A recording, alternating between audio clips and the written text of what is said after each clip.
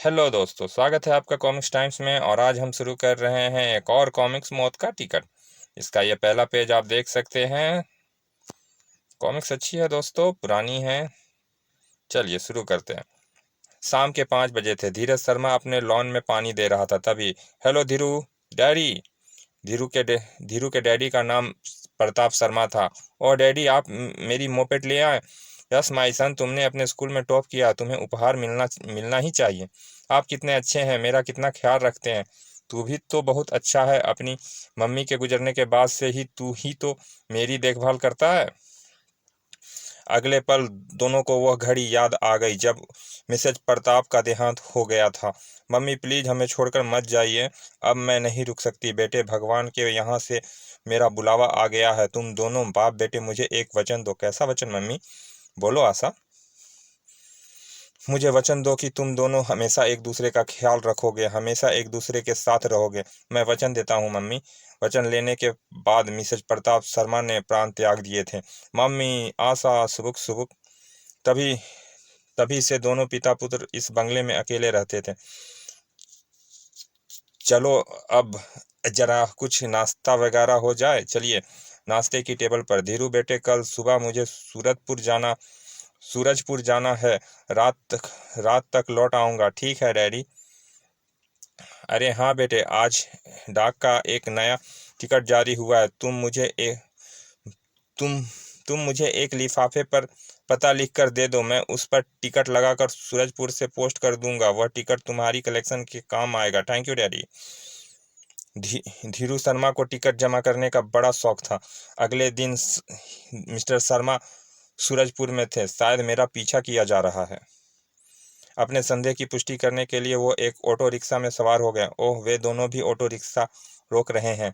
वे मेरे पीछे आ रहे हैं। अब क्या करूं? कुछ सोचकर उन्होंने पोस्ट ऑफिस के सामने ऑटो रुकवा दिए। 10 मिनट बाद वे ऑटो में ही बैठे हैं। मिस्टर शर्मा अभी कुछ ही दूर गए थे कि अरे कौन है आप लोग? चुपचाप हमारे साथ चलते रहो वरना गोली मार दी जाएगी। ओह, तभी एक कार उनके निकट आकर रुकी। चलो अंदर बैठ जाओ, जल्दी करो। तभी ढाक ठाक, ओह ठाक ठाक, ओह धड़ाक, उफ। उसका पीछा करो। इस गली में उनकी कार नहीं घुस सकती। वह जानते थे कि गली दूसरी और मुख्य सड़क पर निकलती है, उधर ऑटो मिल जाएगा। दूसरी ओर पहुंचकर रेलवे स्टेशन चलो जल्दी। कुछ देर बाद, 10 मिनट बाद मुझे ट्रेन मिल जाएगी। ट्रेन आने में अभी 10 मिनट हैं। मुझे कहीं छुप जाना चाहिए। उनसे छुपने के लिए यह जगह ठीक रहेगी। कुछ देर बाद, ओह, इससे पहले कि मिस्टर शर्मा संभल पाते, यह रिवॉल्वर साइलेंसर युक्त है। अगर आवाज निकाली तो जान से हाथ धो बैठोगे। ओह, तुमने पोस्ट ऑफिस में पत्र किसको पोस्ट किया? किसी को नहीं। सच बोलो वरना इन बातों के लिए हमारे पास समय नहीं। यहाँ कोई भी आ सकता है। इसे जल्दी ठिकाने ठिकाने लगाते हैं। मौत को सामने देखकर मिस्टर शर्मा ने संघर्ष का अंतिम प्रयास किया। तड़ाक, उफ। पीठ। तभी पीठ। ओह पीठ पीठ। जल्दी करो, इसकी तलाशी लो। गुंडों ने मिस्टर शर्मा की जेब का सारा सामान निकालकर अपनी जेब में ठूस लिया। अब चलो यहाँ से। रात के 10 बज चुके थे। धीरू डैडी की प्रतीक्षा में बैठा था। ट्रिन ट्रिन, डैडी आ गए। अरे रवि टंडन अंकल, आप? हाँ बेटा। रवि टंडन मिस्टर शर्मा के अच्छे दोस्तों में से थे। दोनों एक ही ऑफिस में काम करते थे। धीरू बेटे, तुम्हारे लिए एक बुरी खबर है। कुछ बदमाशों ने तुम्हारे डैडी की हत्या कर दी। क्या? और तभी डैडी, धीरू। आघात के कारण धीरू बेहोश हो गया। सुबह जब उसे होश आया तो उसने अपनी मौसी और मौसे को निकट बैठा पाया। रवि टंडन ने उन्हें रात में ही फोन करके बुला लिया था। मौसी, हाँ मेरे बच्चे। मौसी, डैडी, सुबह सुबह धैर्य से काम लो बेटा। मैं अपने डैडी को देखना चाहता हूँ। कहाँ है वो? और उन्हें उन्हें किसने मार डाला? यह तो रवि टंडन भी नहीं यह तो रवि टंडन भी नहीं जानते। वैसे तुम्हारे डैडी का शव सरकारी कब्जे में है। कुछ कुछ जांच चल रही है। 3-4 दिन बाद उनकी अंतिम संस्कार हो सकेगा। ध्रुव एक बार फिर मुंह छुपाकर रोने लगा। उसी शाम धीरू को डाक से एक लिफाफा मिला। और डैडी ने मरने से पहले यह लिफाफा मुझे भेज दिया था। सुबुक सुबुक उसने लिफाफा खोला। धीरू बेटे, नया डाक का टिकट लगा कर लिफाफा भेज रहा हूँ। टिकट को जरा सावधानी से उतारना, कहीं फट ना जाए। तुम्हारा डैडी। लिफाफा उसने अपने किताब में रख दिया और बैठकर रोने लगा। धीरू, इस तरह कब तक रोता रहेगा बेटा? उठो अब, उठो, तुम अब हमारे साथ रहोगे। हम अभी अपने घर चल रहे हैं। हाँ धीरू, हमारी कोई संतान नहीं, आज से तू ही हमारे बेटे हो। चलो हमारे साथ। जरूरत का कुछ सामान लेकर धीरू मौसी के घर आ गया।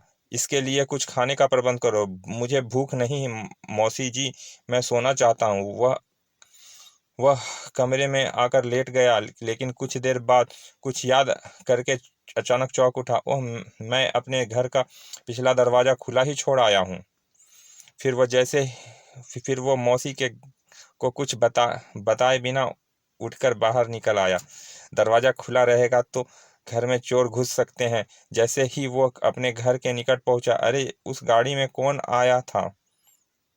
घर के दरवाजे पर पहुंचकर वह चौंक पड़ा। ओह, ताला टूटा हुआ है। क्या चोरी हुई है? अरे यह किसने किया?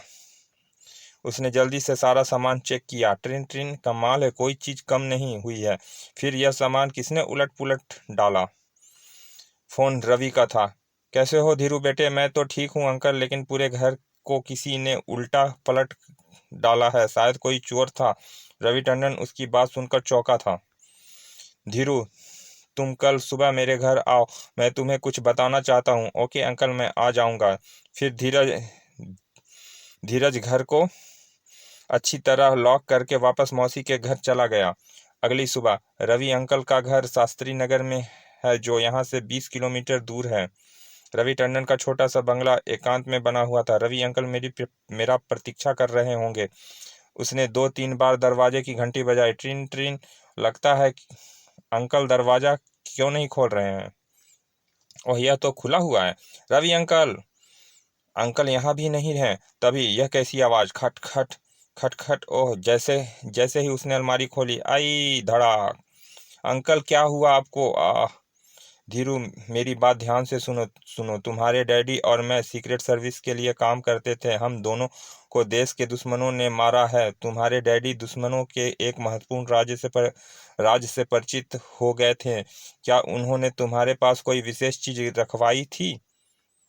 नहीं अंकल, उन्होंने मुझे कभी यह भी नहीं बताया था कि वह सीक्रेट सर्विस में काम करते हैं। क्या उन्होंने तुम्हें सूरजपुर से कोई पत्र पोस्ट किया था? हाँ, लेकिन उसमें तो तभी। ओह अंकल, नहीं। ओह अंकल, आप भी मुझे छोड़ गए? तभी उसकी दृष्टि पर्दे की ओर गई। अरे वहाँ कोई छुपा हुआ है, शायद कातिल है। मुझे भाग जाना चाहिए, नहीं तो वह मुझे भी मार डालेगा। धप धप। अरे यह काली गाड़ी तो मैंने कल अपने घर के बाहर भी देखी थी। मोपेड स्टार्ट करके उसने तेजी से दौड़ा दी। कुछ देर बाद, ओह, वो गाड़ी मेरे पीछे आ रही है। शास्त्री नगर का शास्त्री नगर का क्षेत्र अब समाप्त हो रहा था। हाईवे शुरू होने से पहले एक सड़क दाईं ओर जा रही थी। काली गाड़ी को निकट आते देख उसने हड़बड़ाहट में मोपेड उस सड़क पर मोड़ दी। चिर चिर झूं झूं। मैंने इस तरफ आकर गलती की। यह सड़क तो जंगल की ओर जा रही है। तभी, ओह, यह तो बहुत तेजी से आ रहे हैं। इस तरह तो यह मुझे पकड़ लेंगे। कुछ सोचकर उसने मोपेड रोकी। अरे वो जंगल में भागा जा रहा है। वे शायद मुझे भी मार डालना चाहते हैं। छुप कहीं छुप जाना चाहिए। यह झाड़ियाँ ठीक रहेगी। कुछ ही क्षण बाद, कहाँ गया साला? आया तो इसी तरफ था। उसे ढूंढो, हमें उससे वो लिफाफा प्राप्त करना है। लिफाफा? मुझे विश्वास है कि शर्मा ने उसे लिफाफे में कोई संदेश भेजा है। हाँ, क्योंकि शर्मा ने हमें अपने पीछे लगा देखकर पोस्ट ऑफिस से लिफाफा पोस्ट किया था। बातें करते हुए वे आगे निकल आए। अब भागना चाहिए। धीरू को झाड़ियों से बाहर निकलने की आहट सुनकर दोनों चौंक कर मुड़े। अरे वो जा रहा है, पकड़ो। झाड़ियां पार करके धीरू एक छोटे से मैदान में पहुंच गया था। ओए रुक जा। ओह हा हा हा हा। अचानक धड़ाक खाट। उफ, ओए ओए, मार डालूंगा साले। आखिर एक पत्थर निशाने पे लगा। ठाक। उफ, ओह, यही मौका है बच निकलने का। अभी वे मेरे पीछे नहीं आ रहे हैं। 1 घंटे बाद वो सुरक्षित अपने घर पहुंच चुका था। Thank God. अंदर स्टडी में जाकर उसने अपने डैडी द्वारा भेजा गया लिफाफा निकाला। इसमें वे कोई खास बात नहीं लिखी है, जबकि वह बदमाश कह रहे थे कि डैडी ने इसमें कोई संदेश भेजा है। फिर उसने मैसेज को दोबारा फिर उसने मेज की दराज से टिकट उतारने वाली केमिकल निकाला। डैडी ने यह क्यों लिखा है कि टिकट जरा सावधानी से उतारना। टिकट टिकट हटाते ही वो चौंक उठा। ओह, सलमान पाशा तो पड़ोसी देश के प्रधानमंत्री हैं जो कल यहाँ सरकारी दौरे पर आ रहे हैं। फिर उसे 1 सप्ताह पहले की बात याद आई। उस दिन उसके डैडी किसी से फोन पर बात कर रहे थे। अगले सप्ताह पड़ोसी देश के प्रधानमंत्री सलमान पाशा आ रहे हैं। उनके कुछ दुश्मनों ने उन्हें हमारे देश में मार डालने की योजना बना रखी है। उसने डैडी से पूछा भी था, सलमान पाशा को कौन मार डालना चाहता है डैडी? कोई नहीं, तुम अपनी पढ़ाई पर ध्यान लगाओ। और अब यह संदेश देखकर उसका मस्तिष्क तेजी से काम कर रहा था। इसका मतलब सलमान पाशा पर गांधी चौक से गुजरते हुए 10 बजे हमला होगा। मुझे यह सूचना तुरंत पुलिस को देनी चाहिए। लेकिन बाहर आते ही वह चौंक उठा। ओह, और धीरू कुछ समझ पाता उससे पहले ही। ठाक। उफ। कुछ देर बाद जब धीरू को होश आया, मैं इनके पंजे में फंस गया हूँ। अब कुछ नहीं हो सकता है। क्यों ना इस लड़के को ठिकाने लगा दिया जाए। नहीं, हमें इससे कोई दुश्मनी नहीं। काम होने तक ही इसे कैद में रखेंगे, उसके बाद छोड़ देंगे। काफी देर बाद कार एक वीरान मकान के सामने रुकी। इसको उठाकर भीतर ले चलो। उनके एक अन्य साथी ने भीतर से दरवाजा खोला। ले आओ इसे। ले आ इसे। हाँ बॉबी। अंदर आकर धड़ाक। ओह, लगता है इसे होश आ रहा है। तो मैं इसे फिर बेहोश कर देता हूँ। धीरू ने थोड़ी सी आंख खोलकर एक बार बॉबी को देखा था। ठाक। ओह, दूसरी बार उसे होश आया तो रात हो चुकी थी। रात हो गई है। अंधेरे में टटोलकर उसने दरवाजा तलाश किया। बाहर से बंद है। ठाक ठाक। तुरंत ही बाहर से मोटे का स्वर सुनाई दिया। ओए दरवाजा बजाना बंद कर, वरना अंदर आकर दांत तोड़ दूंगा। मोटा दरवाजे के बाहर ही बैठा है। निराश होकर वो वहीं बैठ गया। अब मैं सलमान पाशा को नहीं बचा सकूंगा। डैडी की कुर्बानी बेकार चली जाएगी। अगली सुबह मैं सलमान पाशा को ठिकाने लगाने जा रहा हूँ। जग्गू बॉबी भी मेरे साथ जा रहा है। जाओ, मैं यहीं रहकर लड़के की निगरानी करूंगा। वह मोटे का आवाज थी। काश मैं किसी तरह यहाँ से निकल सकता। कुछ देर बाद, ओए बाहर आ जा। मोटा उसे रसोई लेकर आया। चल नाश्ता बना, मुझे तुझे भी भूख लगी होगी। धीरू का दिमाग तेजी से काम कर रहा था। किसी तरह इस मोटे को डॉज देनी चाहिए। यह लो, चा चाव भी ला जल्दी। अग, चाय भी ला जल्दी, यही होना चाहिए। अगले पल, ओए हराम जादे, जला दिया मुझे। तभी धीरू फुर्ती से पलटा। ओए, रिवॉल्वर मुझे दे दे, वरना मेरे करीब आया तो गोली मार दूंगा। पिट। ओह, हे भगवान, यह तो मर गया। अगले पल रिवॉल्वर उसने अपने लिबास के नीचे बेल्ट में अड़स लिया और मकान से बाहर निकल आया। सड़क पर आकर वह किसी गाड़ी की प्रतीक्षा करने लगा। 9 बज चुके हैं। अब पुलिस के पास जाने का समय नहीं है। गांधी चौक पहुंचकर उस बदमाश को खुद ही रोकना होगा। फिर तभी, ओह मोपेड, इसे ही ले चलता हूँ। और गिर गिर गिर गिर गिर धीरू मोपेड फुल स्पीड में भगाता हुआ दूर निकल आया।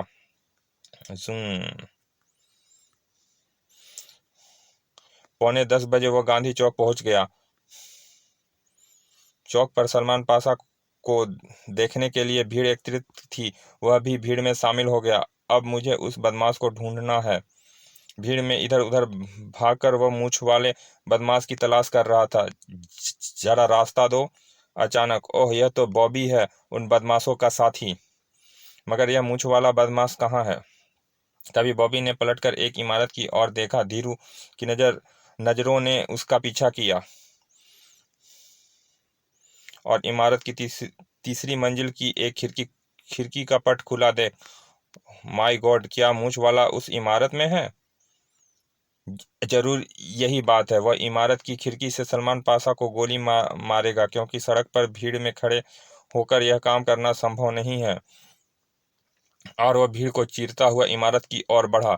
खिड़की की तरफ एक ही सड़क की तरफ एक ही खिड़की खुली है। इसका अर्थ ऊपर जाकर कमरा तलाश करने में परेशानी नहीं होगी।